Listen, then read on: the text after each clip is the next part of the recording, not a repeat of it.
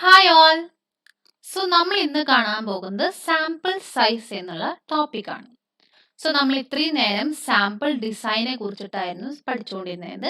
അതിൽ തന്നെ നമ്മൾ സാമ്പിൾ സൈസ് എന്നുള്ള ടോപ്പിക്ക് കുറേ പ്രാവശ്യം കേട്ടിട്ടുള്ളതാണ്. ഇപ്പോൾ നമുക്ക് എന്താണ് സാമ്പിൾ സൈസ് എന്ന് നോക്കാം.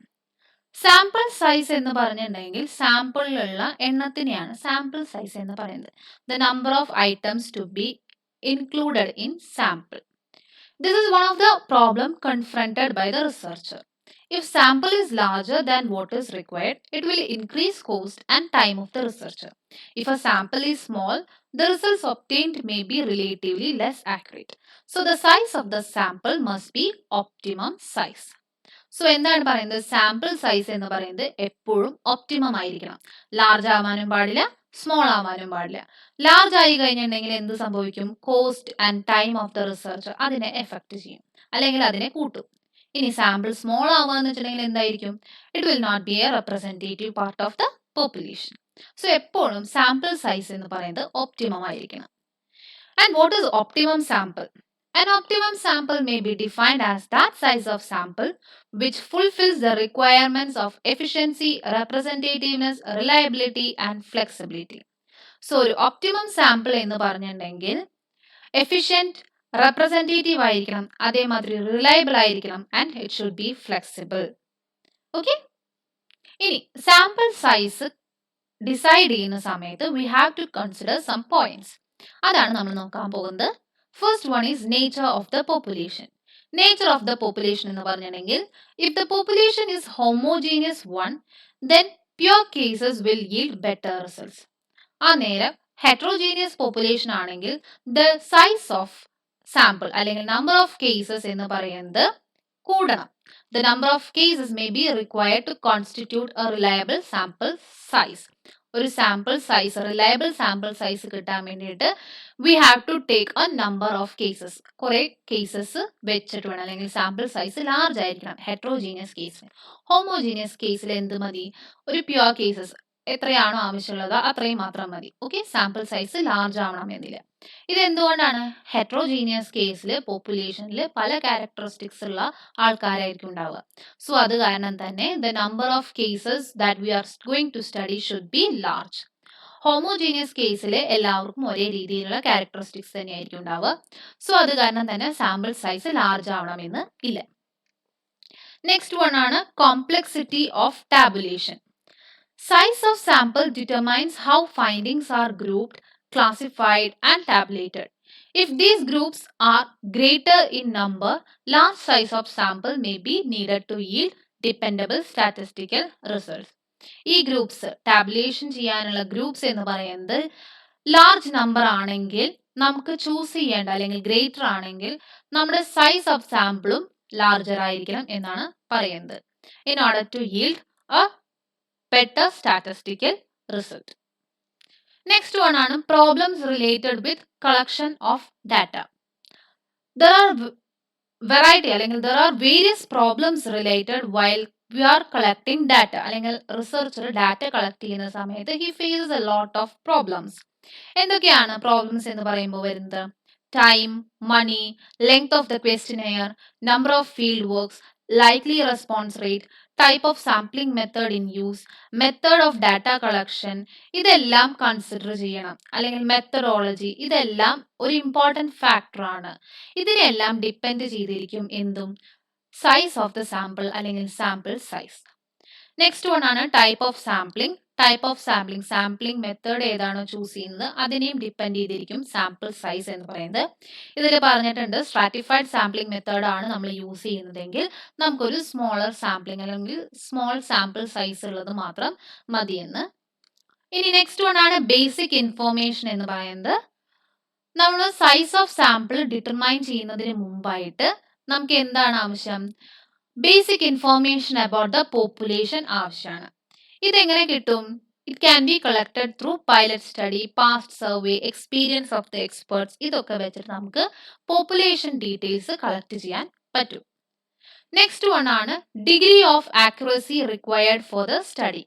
എത്രത്തോളം ആക്യുറേറ്റ് ആയിരിക്കണം നമ്മുടെ റിസൾട്ട് എന്നുള്ളതിനെയും കൂടി ബേസ് ചെയ്തിരിക്കും നമ്മൾ ചൂസ് ചെയ്യുന്ന സാമ്പിളിംഗ് സൈസ് എന്ന് പറയുന്നത്. This is acceptable. ഇത് എന്തിനെയാണ് ഡിപ്പെൻഡ് ചെയ്യുന്നത്? It depends upon the size of the acceptable sampling error. എത്രത്തോളം സാമ്പിളിംഗ് എറർ ആണ് നമ്മൾ ഈ ഒരു സ്റ്റഡിയിൽ ആക്സെപ്റ്റ് ചെയ്യുന്നത് എന്നതിനനുസരിച്ചിരിക്കും സാമ്പിൾ സൈസ് ലാർജ് ആവണോ അതോ സ്മോൾ ആവണോ എന്നുള്ളത് ഡിസൈഡ് ചെയ്യുന്നത്. നെക്സ്റ്റ് വൺ ആണ് ഡിസൈർഡ് ലെവൽ ഓഫ് കോൺഫിഡൻസ്. നമ്മൾ QT ഒക്കെ പഠിച്ചിരുന്ന സമയത്ത് കണ്ടിട്ടുണ്ടാവും 95% അല്ലെങ്കിൽ 99% എന്നൊക്കെ പറഞ്ഞിട്ട്. സോ 5% എറർ നമ്മൾ സ്വീകരിക്കും എന്നുള്ളതാണ് 95% കൊണ്ട് ഉദ്ദേശിക്കുന്നത്. ഔട്ട് ഓഫ് 100 നമുക്ക് കിട്ടുന്ന 5 റെസ്പോണ്ടൻസ് എന്തായിരിക്കും, തെറ്റായിരിക്കും എന്നുള്ളത് നമ്മൾ മുന്നേ കൂട്ടിയിട്ട് തീരുമാനിക്കുകയാണ്. ബട്ട് ബാക്കിയുള്ള 95 എന്ത് കിട്ടണം, നമുക്ക് ആക്യുറേറ്റ് ആയിട്ടുള്ള റിസൾട്ട് കിട്ടണം. That is desired level of confidence എന്ന് പറയുന്നത്. സോ അതിനെയും കൂടി ഡിപ്പെൻഡ് ചെയ്തിരിക്കും നമ്മുടെ സാമ്പിൾ സൈസ് ലാർജ് ആവണോ അതോ സ്മോൾ ആണോ എന്നുള്ളതൊക്കെ ഡിസൈഡ് ചെയ്യുന്നത്. ഇനി അടുത്തതാണ് principles of sampling. Okay, principles of sampling എന്ന് പറഞ്ഞിട്ടുണ്ടെങ്കിൽ there are two important principles upon which the theory of sampling is based on. ആ രണ്ടെണ്ണമാണ് ഇവിടെ കൊടുത്തിട്ടുള്ളത്. Point തെറ്റിയിട്ടുള്ളതാണ്. The law of statistical regularity and law of the inertia of large numbers.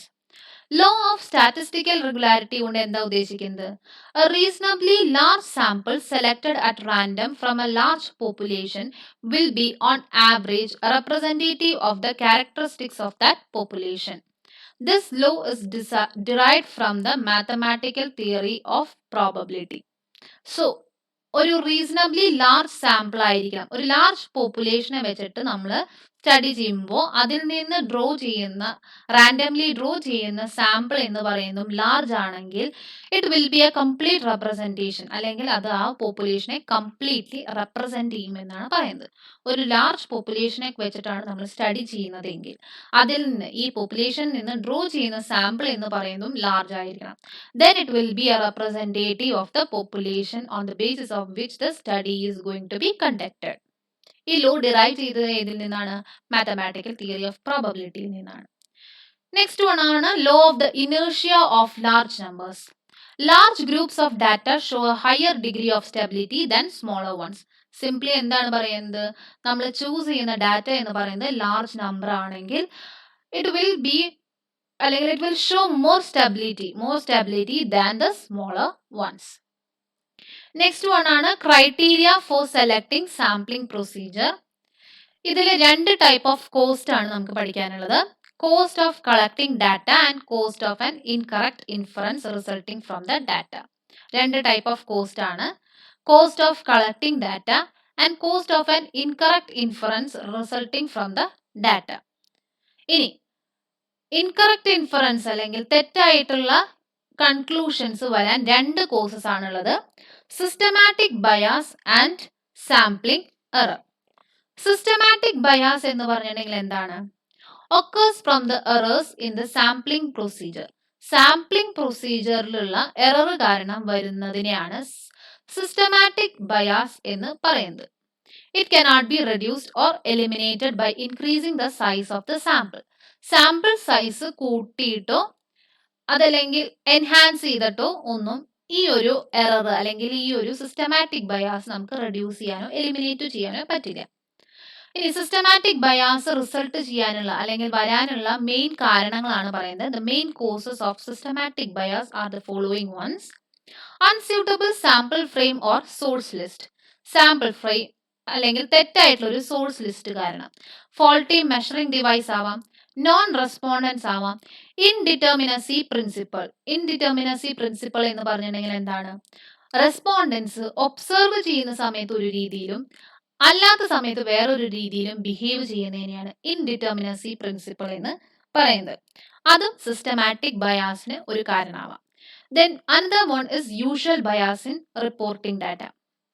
ഇതിനൊരു example എന്ന് പറഞ്ഞിട്ടുണ്ടെങ്കിൽ ഈ സൈക്കോളജിക്കൽ സർവേസിന്റെ ഒക്കെ ടൈമിൽ റെസ്പോണ്ടൻസ് അവരുടെ ട്രൂ ഫീലിങ്സ് ഒന്നും റിലീവ് ചെയ്യാതെ, അതായത് തുറന്നു പറയാതെ ഇരിക്കുന്ന ഒരു സാഹചര്യം, അതൊക്കെയാണ് യൂഷ്വൽ ബയാസ് ഇൻ റിപ്പോർട്ടിംഗ് ഡാറ്റയിൽ വരുന്ന ഒരു എക്സാമ്പിൾ എന്ന് പറയുന്നത്.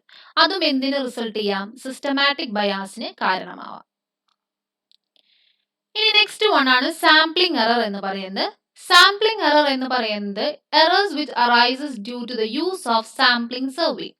സാമ്പിൾ സർവേ യൂസ് ചെയ്ത് നമ്മൾ ഡാറ്റ കളക്ട് ചെയ്യുന്നതിൽ നിന്ന് എന്ത് വരുന്നു, എറേഴ്സ് വരുന്നതിനെയാണ് സാംപ്ലിംഗ് എറർ എന്ന് പറയുന്നത്. It is the random variation in sample estimates around the true population parameters.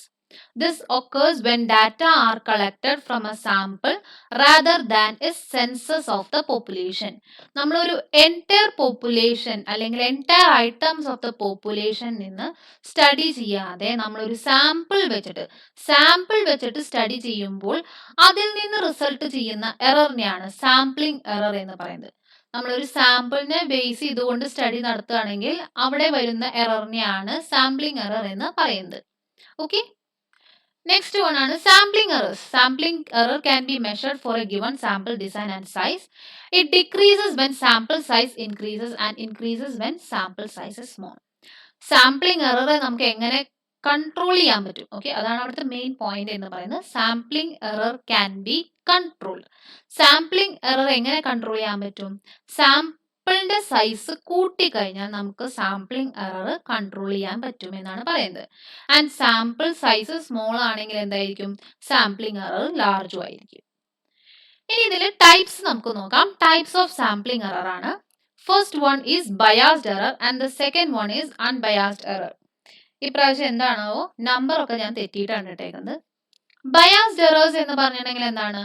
Errors occurring due to the faulty selection of the sampling method due to the prejudice of the researcher. It is also known as cumulative errors or non-compensating errors. Such type of errors does not decrease if the sample size is increased. റിസർച്ചറുടെ ഒരു തെറ്റായിട്ടുള്ള sampling method എടുക്കുന്നത് അല്ലെങ്കിൽ select ചെയ്യുന്നത് തെറ്റായി faulty selection ഒക്കെ ആകുന്ന സമയത്ത് വരുന്ന എറേഴ്സിനെയാണ് ബയാസ്ഡ് എറേഴ്സ് എന്ന് പറയുന്നത്. റിസർച്ചറുടെ ഒരു തെരഞ്ഞെടുക്കുന്ന അല്ലെങ്കിൽ റിസർച്ചറുടെ ജഡ്ജ്മെന്റ് തെറ്റിയ ഒരു സമയം, അങ്ങനെയുള്ള സമയങ്ങളിൽ നമുക്ക് വരുന്ന എറേഴ്സിനെയാണ് ബയാസ്ഡ് എറേഴ്സ് എന്ന് പറയുന്നത്. It is also known as cumulative errors or non-compensating errors. Non-compensating error എന്ന് പറയുന്നത് എന്തുകൊണ്ടാണ്? Because this type of errors cannot be decreased. ഇതിനെ കുറയ്ക്കാൻ പറ്റില്ല. സാമ്പിൾ സൈസ് കൂട്ടുന്നതിൽ കൂടിയും നമുക്ക് ഈ ഒരു ടൈപ്പ് ഓഫ് എററിനെ ഡിക്രീസ് ചെയ്യാൻ പറ്റില്ല. സോ അത് കാരണം തന്നെ it is also known as non compensating errors. Next one ആണ് അൺബയാസ്ഡ് എറേഴ്സ്.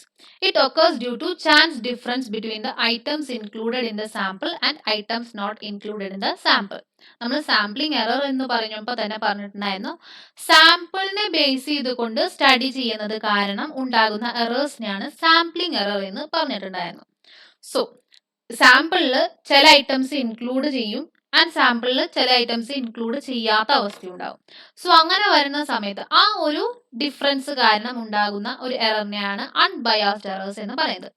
ഇതിനെ റാൻഡം സാമ്പിളിംഗ് എറർ എന്നും പറയും. റാൻഡം സാമ്പിളിംഗ് എറർ എന്നും പറയും. Increasing the sample size can decrease this type of errors. Unbiased എറേഴ്സിനെ നമുക്ക് സാമ്പിൾ സൈസ് കൂട്ടുന്നതിൽ കൂടെ ഈ പറഞ്ഞിട്ടുള്ള എറർ നമുക്ക് ഡിക്രീസ് ചെയ്യാൻ പറ്റും. സോ ഇതിനെ നോൺ ക്യുമുലേറ്റീവ് എറർ എന്നും പറയും. ഇനി കോസസ് ഓഫ് ബയാസ് ആണ് പഠിക്കാൻ പോകുന്നത്. സോ ബയാസ് 3 കാരണം കൊണ്ടാണ് വരുന്നത്. One is faulty process selection and second one is faulty work during the collection of information. Third one is faulty method of analysis. നമുക്ക് ഓരോന്ന് എന്താന്ന് നോക്കാം. ഫോൾട്ടി പ്രോസസ് സെലക്ഷനിൽ വരുന്നതാണ് this may arise due to the following ways. Deliberate selection of the sample by the researcher. സാമ്പിളിനെ റിസർച്ചറുടെ താല്പര്യപ്രകാരമാണ് select ചെയ്യുന്നത്. Possibility of conscious or unconscious bias in the selection of the random sample. If an item chosen through random sampling is substituted by another item, it will be a source for bias. So random sampling method കൊണ്ട് നമ്മൾ ഒരു ഐറ്റമിനെ choose ചെയ്തു, but ആ item available അല്ല. So നമ്മൾ അതിന് പകരമായിട്ട് വേറൊന്നിനെ substitute ചെയ്യുമ്പോൾ നമുക്ക് എന്ത് വരുന്നു? ഒരു ബയാസ് അവിടെ റിസൾട്ട് ചെയ്യുന്നു. If all items which are selected randomly are not covered for studying, it will be a cause for bias. നമ്മൾ റാൻഡംലി സെലക്ട് ചെയ്തിട്ടുള്ള എല്ലാ ഐറ്റംസും നമ്മുടെ സാമ്പിളിൽ ഭാഗമായില്ലെങ്കിൽ അതും എന്തിന് കാരണമാവാം? ബയാസിനുള്ള ഒരു കാരണമാവാം. If the respondents are not filling the entire questionnaire and returning it to the researcher, that will also result a bias. Okay? Study ചെയ്യുന്ന സമയത്ത് റിസർച്ചർ കൊടുക്കുന്ന ക്വസ്റ്റിനെയർ കംപ്ലീറ്റ്ലി ഫില്ല് ചെയ്യാതെ തിരിച്ചു നൽകുകയാണെങ്കിലും it will be a reason for bias. Next one ആണ് faulty work during the collection of information. അതിലെന്തൊക്കെയാണ് വരുന്നത്? Regular error in measurement, മെഷർമെന്റിൽ എന്തെങ്കിലും റെഗുലർ ആയിട്ടുള്ള ഒരു error. It may arise due to wrong definition of population, improper formulation of decision, securing inadequate source list, etcetera. Improper design of questionnaire, interview schedule, ill-trained interviewer, etc. will also make a cause for bias. ഇനി അടുത്തതാണ് faulty methods of analysis.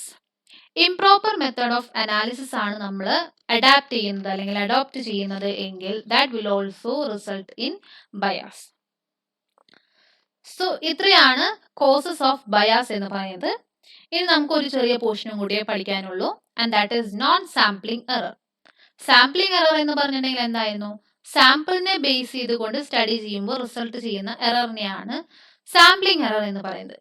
And non sampling error എന്ന് പറഞ്ഞിട്ടുണ്ടെങ്കിൽ errors that can be occurred in any survey whether A complete enumeration or sampling. Census complete enumeration എന്ന് പറഞ്ഞിട്ടുണ്ടെങ്കിൽ എന്താണ്? Census മെത്തേഡിനെയാണ് complete enumeration എന്ന് പറയുന്നത്. Complete enumeration അല്ലെങ്കിൽ സാമ്പിളിംഗ് വെച്ചിട്ടും നമ്മൾ സർവേ ചെയ്യുകയാണെങ്കിലും ആ ടൈമിൽ രണ്ട് ടൈമിലും നമുക്ക് എറർ വരാനുള്ള ചാൻസ് ഉണ്ടാവും. ആ എറേഴ്സിനെയാണ് നോൺ സാമ്പിളിംഗ് എറർ എന്ന് പറയുന്നത്. It includes mistakes and biases. Mistakes may be committed at the time of tabulation. Tabulation ടൈമിൽ നടത്തുന്ന തെറ്റുകളെയാണ് മിസ്റ്റേക്സ് എന്ന് പറയുന്നത്. It can occur at every stage of planning and execution of census or survey. Can be attributed to many sources, response difference, definitional difficulties and respondent inability to recall information. ഈ ഒരു type of error എന്ന് പറഞ്ഞിട്ടുള്ളത് പല കാരണങ്ങൾ കൊണ്ടായിരിക്കാം. Response differences, പറഞ്ഞത് തമ്മിൽ അങ്ങോട്ടും ഇങ്ങോട്ടും എന്താണ് ഡിഫറെന്റ് ആവുക, അങ്ങനെ ഒരു കേസ്. അതല്ലെങ്കിൽ എന്താണ് ഡെഫിനിഷൻ ഡിഫിക്കൽട്ടീസ് ആവാം. അതല്ലെങ്കിൽ റെസ്പോണ്ടന്റ് ഇനാബിലിറ്റി ടു റീകോൾ ഇൻഫോർമേഷൻ, എന്താണ് മുമ്പ് പറഞ്ഞിട്ടുള്ള കാര്യങ്ങൾ അല്ലെങ്കിൽ ഇൻഫോർമേഷൻ റീകോൾ ചെയ്യാൻ പറ്റാത്ത, അതായത് ഓർമ്മിച്ചെടുക്കാൻ പറ്റാത്ത അവസ്ഥ, അതൊക്കെ എന്താണ് നോൺ സാമ്പിളിംഗ് എറേഴ്സിന് ഒരു കാരണമാവാം. This type of error tends to increase when the sample size is increasing. Sample size കൂടുകയാണെങ്കിൽ ഈ ടൈപ്പ് ഓഫ് എറർ എന്താണ് ഉണ്ടാവുക? കൂടുകയാണ് ചെയ്യുക. വേറെ സാമ്പിളിംഗ് എററിൽ എന്തായിരുന്നു പറഞ്ഞിട്ടുണ്ടായിരുന്നത്? സാമ്പിളിംഗ് എററിൽ സാമ്പിൾ സൈസ് കൂടുകയാണെങ്കിൽ സാമ്പിളിംഗ് എറർ കുറയും എന്നാണ് പറഞ്ഞിട്ടുണ്ടായിരുന്നത്. ഇവിടെ സാമ്പിൾ സൈസ് കൂടുകയാണെങ്കിൽ എന്തുവരും? സാമ്പിളിംഗ് നോൺ സാമ്പിളിംഗ് എറർ കൂടുകയാണ് ചെയ്യുക. Okay, this error may occur due to the following factors: inaccurate or unsuitable methods of interview or observation or measurement with inadequate or vague schedule, lack of trained and experienced investigator ആണെങ്കിൽ, error caused due to non-response of respondents ആണെങ്കിൽ, errors occurring in data processing operations, ഇതെല്ലാം ഈ ഒരു എന്താണ് non sampling എററിനെ result ചെയ്യാനുള്ള കാരണക്കാരാവും അല്ലെങ്കിൽ factors ആണ്. Okay, so ഇന്ന് നമ്മൾ പഠിച്ചത് സാമ്പിൾ സൈസ് എന്താന്ന് പഠിച്ചു, പിന്നെ അതിൻ്റെ കുറച്ച് പോയിന്റ്സ് ടു ബി കൺസിഡേർഡ് പഠിച്ചു, പ്രിൻസിപ്പിൾസ് ഓഫ് സാമ്പിളിംഗ് പഠിച്ചു, criteria four selecting sampling procedure, അതിൽ സിസ്റ്റമാറ്റിക് ബയാസ്, സാമ്പിളിംഗ് എറർ, പിന്നെ സാമ്പിളിംഗ് എററിന്റെ ടൈപ്സ് എന്താന്ന് പഠിച്ചു, അതിൽ കോസസ് ഓഫ് ബയാസ് എന്ന് പറഞ്ഞിട്ടുള്ള ഒരു ചെറിയൊരു പോർഷൻ പഠിച്ചു. പിന്നെ അത് കഴിഞ്ഞിട്ടുണ്ടെങ്കിൽ നോൺ സാമ്പിളിംഗ് എറർ എന്ന് പറഞ്ഞിട്ടുള്ള ഒരു ചെറിയ പോർഷൻ കൂടിയാണ് നമ്മൾ കണ്ടിട്ടുള്ളത്. സോ ഇന്നത്തെ ടോപ്പിക് എല്ലാവർക്കും ക്ലിയർ ആയിട്ടുണ്ടാവും എന്ന് വിചാരിക്കുന്നു. Thank you all.